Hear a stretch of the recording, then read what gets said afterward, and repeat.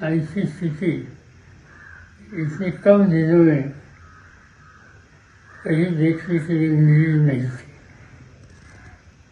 मुझे याद है कि 2-3 महीने पहले नीतीश जी ने इनिशिएटिव लेकर देश के नॉन रिलीजियसली जितने संगठन है, पार्टियाँ है, इन सभी पार्टियों के नेता लोगों को पटना निमंत्रित किया और रिलीजियसली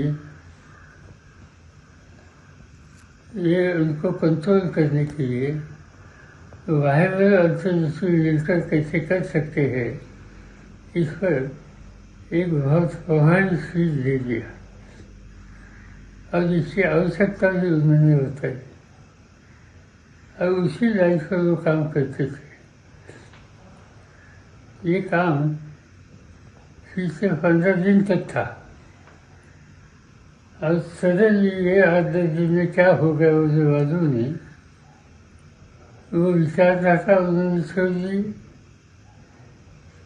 जो कार्यक्रम देश में लेने की आवश्यकता थी वो देश के सामने बोलते थे, वो बात उन्होंने छोड़ दी और आज भाजपा के साथ बैठकर उन्होंने सरकार बनाई।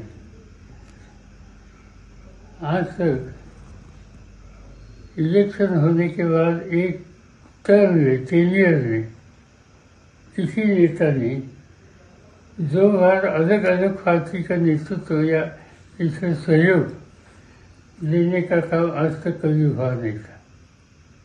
नीतीश जी ने वो रिकॉर्ड किया, वो बीजेपी के साथ थे, बीजेपी को छोड़ दिया, लालू जी के पार्टी के लोगों के साथ रहे, हुकूमत में बाद में वो छोड़ दिया, बीजेपी के साथ आज फिर जाते।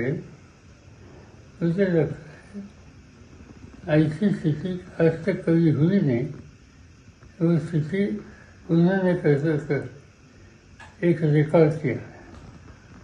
इससे पहले हरियाणा का नाम जो देश के सामने था और वहाँ आया राम गया राम नाम की फ्रेज देश में पॉपुलर हुई थी।